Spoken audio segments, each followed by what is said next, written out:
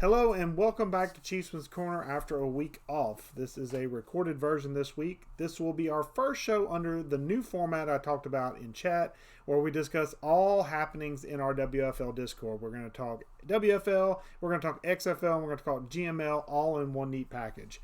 I'm your host, Coach Winuvas, one of the leadership team here in the WFL and the GML, and the coach of the WFL Los Angeles Rams as well as the GML New Orleans Saints. This show will go over WFL's Week 11 games as usual. We will skip players of the podcast. However, this week I did not have time to research it before I had time to sit down and record this, unfortunately. So I do apologize for that. We'll discuss an important announcement for our XFL. We'll introduce you back to our GM-only league, the GML, and then we'll finish off with some Ask the Chief questions as usual tonight. If anyone is tuned in for the premiere, which should occur at 9 p.m. Eastern Time, welcome aboard. Please leave comments. I should be able to interact with you at that time via YouTube chat. If you are watching this at all, though, thank you for watching. Any and all support is appreciated. Without you guys, this WFL Discord doesn't exist. The first thing I want to talk about tonight, as always, is the WFL's incentive plan. The incentive plan allows you to get some perks that aren't available for every member simply by doing some extracurricular activities that involve WFL. Anything from Twitter to articles on the Neon Sports site to commenting or participating in this show, even chatting in Discord, can earn you points. Anything that makes the WFL a more immersive experience and increases its presence in the Madden community earns you some sort of credit. Link to the incentive plan is available using the command /incentive plan in Discord. That is all one word, /incentive plan in Discord. The next thing I'm talking about is our form Ask the Chief, and this will be expanding to all our leagues. Use this form during the week between episodes to submit any questions you have for me for any league, and I will answer them to the best of my ability during the show, giving you credit for the question. It's an easy way to build up incentive points for the WFL or any of our leagues and provide extra content for this podcast. Use the command /Ask the Chief. That is all one word, /Ask the Chief, to pull up the form in Discord to fill out. With the end of the WFL season approaching, it's time to start thinking about our end-of-season survey. Use this to interact with me on ideas and improvements for WFL. Feedback is always appreciated and responded to via DM. Look for that survey to launch in the next game week or two for WFL. Lastly, I want to invite anyone who's interested to try out our GM-only league, the GML. If you have any interest, I can link you to our rule set we currently have in place. We do slow sim games only, so there's no usering. But if you want to flex your GM muscles, this is the league to do it in. DM me if you have any questions. With all the housekeeping out of the way, and there was quite a bit this episode, let's get this show rolling. And we start with our Week 11 action in WFL from last week. In NFC conference action, the Detroit Lions get closer to 500 with a little bit of an upset win over the Philadelphia Eagles. I believe, though, this was a simmed game, a fair sim, so I'm going to mark it as such. 37-31 was your final. The Lions carry up to 5-6, while the Eagles fall to 6-4. In an AFC West showdown, the Denver Broncos get inch closer to 500 at 5-6 with a 41-27 win over the Las Vegas Raiders. The Las Vegas Raiders do fall to 1-9 on the season. TST is keeping them afloat, but barely. And then hopefully he's enjoying his time here in the WFL in the AFC West. Another simulated game between the Panthers and the Jaguars. The Jaguars end up the victors in this one. 27-9 is your final. The poor Panthers are 0-10 on the season, while the Jaguars rise to 4-7. I feel like the Panthers will get their first win this week because I know who they're playing. They're playing the Rams. Steelers and Ravens in AFC North action. The Steelers eke out a 3-point victory. 41-30 is your final here. The Steelers move to 5-6 on the season, while the Ravens fall to 2-10. In the Battle of New York, this time the Giants have the final say as they win 30-24. After a rough start to the season, Cly has his Giants back on track at 7-4, while the Jets are floundering around 500, a little bit above 500 at 6-4. It's a little unusual to see them with 4 losses this late in the season, is Coach DLP. In NFC action between the Cardinals and Falcons, the Falcons come out the victors 34-14, your final here. Falcons move up to 6-4 after a little bit of a rough start for them offensively as well. They seem to have found their offensive flow, while the Cardinals fall to 3-7. In a what can only be described as a beatdown, the Commanders take out the 49ers 33-0 is your final score here. The Commanders rise to 9-1 on the season and look nigh unstoppable, while the 49ers do fall to 2-9 on the season. In AFC South action, in a barn burner, the Texans overcome the Titans. 34-31 is your final here. The Texans are 7-3 and lighten up the AFC South, while the Titans fall to 4-6. In our game of the week, what a bad week for game of the week if you're a Chargers fan, because the Chargers get annihilated. 31-0 is your final here. The Colts are awake now at 8-2. They have been awakened by apparently me calling them out. And the Chargers are now falling to 8-3 on the season. 31-0 is a rough score for game of the week. In a NFC South action, the Buccaneers and Saints face off, and it's no contest. The Buccaneers get all over the Saints. 41-14 is your final here. 7-3 are the Bucs. 6-4 are the Saints. They're still fighting for the top of the NFC South. It's going to be a dogfight all the way to Week 18 in the NFC South. Vikings and Browns in a meeting between former TFL foes, I do believe, with Smithers, our new Vikings owner from last podcast, showing up and getting his first win in the WFL. Congratulations, Coach Smithers. 27-23 is your final over the Browns and Coach Ross. Ross falls to 4-7. The Vikings and Smithers go to 7-3. In a game that was no contest, the Seattle Seahawks come in and whoop some Ram ass. 27-6 is your final here. No contest here. Seahawks had no challenge. 7-3 is their record on the season. The Rams and their paltry coach, Coach Winuvas, fall to 4-7. NFC North action between the Bears and Packers, and this one was close early but got distant late as the Bears get 41 on the Packers 28. The Bears rise to 9-1, leading the NFC North, while the Packers fall to 4-6. And a little bit of an upset here. The New England Patriots win by 3 over the Buffalo Bills, 31-28, and are in the hunt for the AFC East. 31-28, your final here. The Patriots move to 6-5, right there behind the Buffalo Bills, who sit at 7-3. And in action between the Dolphins and the Bengals, after an 8-0 start, Brusta's lost his last 2 and has apparently lost his defense. The Dolphins score 42 on the Bengals. The Bengals only get 33. 42-33 is your final. The Dolphins move to 7-3, while the Bengals fall to 8-2. Now coming back on screen for our XFL news, and unfortunately, it is not pleasant news that I have to bring.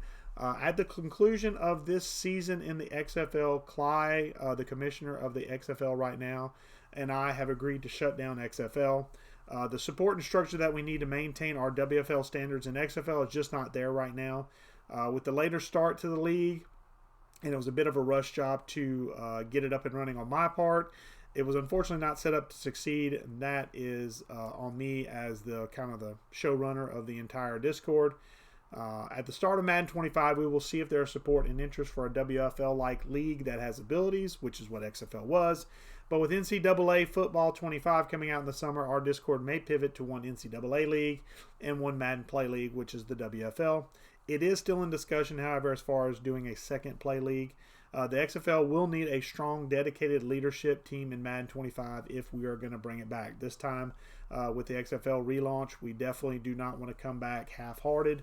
We want to come back with a full, committed leadership team in place. If you are interested in leading the XFL in Madden 25, please DM me.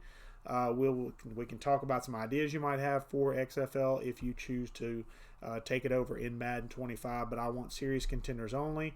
I do want to say thank you to everyone who did play in XFL, whether you are there or were there. Your attempt to make another league here in the WFL Discord server community is appreciated and seen. Now to GML news. In our GML only league, the GML, we have just begun our 4th season. The former commissioner, our WFL Browns owner Ross, had to step away due to other time commitments, and I did not want the league to completely fold. So I've taken over on a temporary basis to try to keep the league afloat. We've gotten in a few folks from a league that folded in Spain, the country, that have joined and interjected much needed life into our small group. We are currently in week 3 as of this recording, and we've added some WFL concepts to GML. We've added things like the 50% sheet, general rule set that goes over some processes that are similar to what we have in WFL, but obviously some differences to intermingle with the GML style of no usering. We've also added the ORP program with modifications for now on how you can get ORP points. My ultimate goal with GML is to get it to a point where we have the same experience style system we use in WFL. So that way we can all be on the same experience point deal. So when I talk about the incentive plan at the beginning of every single podcast, that can actually apply to GML, to XFL, or to our NCAA league. Anything that's under our umbrella, I want that experience system to be able to apply to. So that way the more leagues you participate in with us, the more experience you gain by chit-chatting in all those various areas, and the more experience you gain, obviously, the more perks you can earn in every single league. So that's my goal. I also hope to get GML large enough to have a GML media like we do in WFL. If you're not familiar with that, those of you that are GML that might be listening to this podcast, first off, thanks for listening.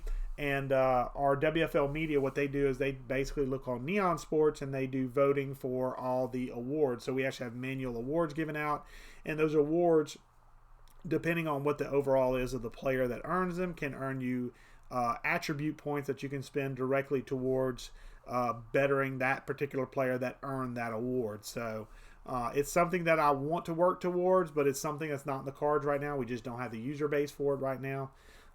We have a solid group of, as of this writing, I believe it's now 14. We have 13 for sure. 14th is coming in, and we're hoping to get to at least 16 by the end of the cycle with help from the new guys from Spain. They've been a huge help in recruiting. English is not their first language, but they are making a heck of an effort to understand and do things the GML way as it's currently set up. They seem enthusiastic and appreciative for the league, so it's up to us and the leadership team to give them that experience they crave, and hopefully we're doing that and can improve as we go along. So it's going to definitely be a collaborative experience between the new guys from Spain that have come in and us that are currently in the GML that are trying to keep that bad boy afloat to entertain everybody that's there. So hopefully we are doing that for you guys, and hopefully we can collaborate and get something even better going forward. Now, I do want to move on to our Ask the Chief questions. This is going to be a little quicker podcast than normal. I do apologize because I am running under time constraints right now to get this in before the wife gets home.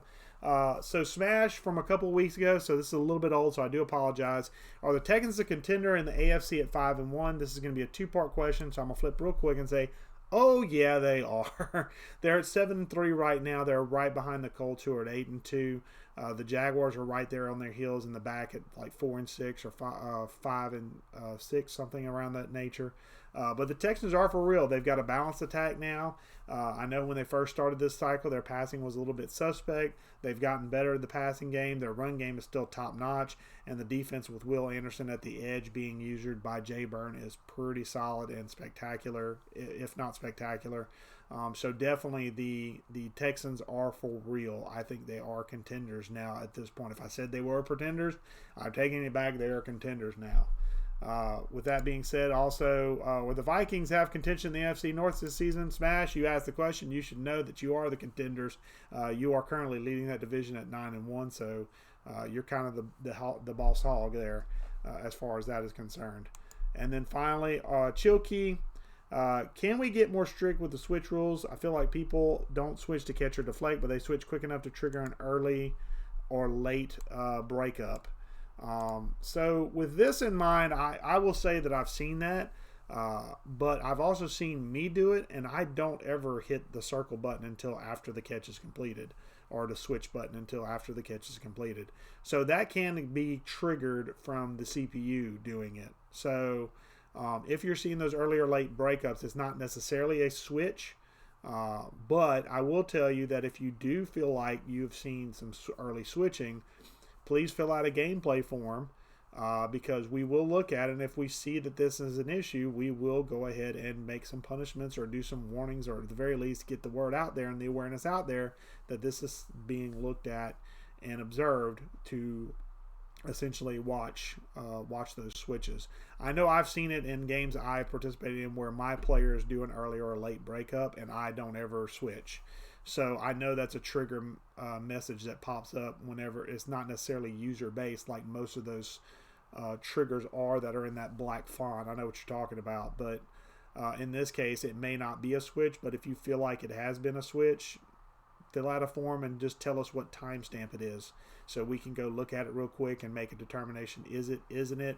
Or at the very least, put it in front of the PA and go, hey, what do you think? Is this a switch or not? And if it's an early switch, then we need to punish that, because we are a no switch while the ball is in the air league. And if you're switching while the ball is in the air, you're violating the core rules of WFL. So again, if you feel like it needs to be policed, tell us when and tell us what games, and tell us to look, because if we're not told to look, we're not going to look. So we have to have forms in place, so that way we can see that, hey, this needs to be looked at, and then we can move forward with that. If we don't see a form, we're not going to make an effort to look, because there's too many games, and unfortunately, there's only a handful of us leaders that can watch games at any given time. We have 2 assigned a week. And if we have enough, we haven't had any gameplay forms that have been significant, thank the Lord.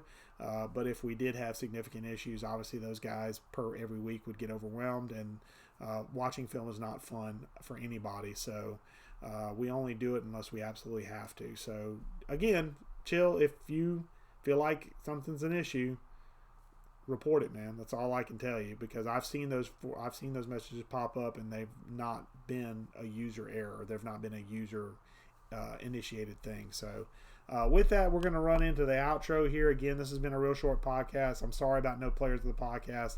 I just didn't have time to knock it out before I had to record this before the wife gets home, unfortunately. So hopefully you guys understand. Thank you for tuning in, though.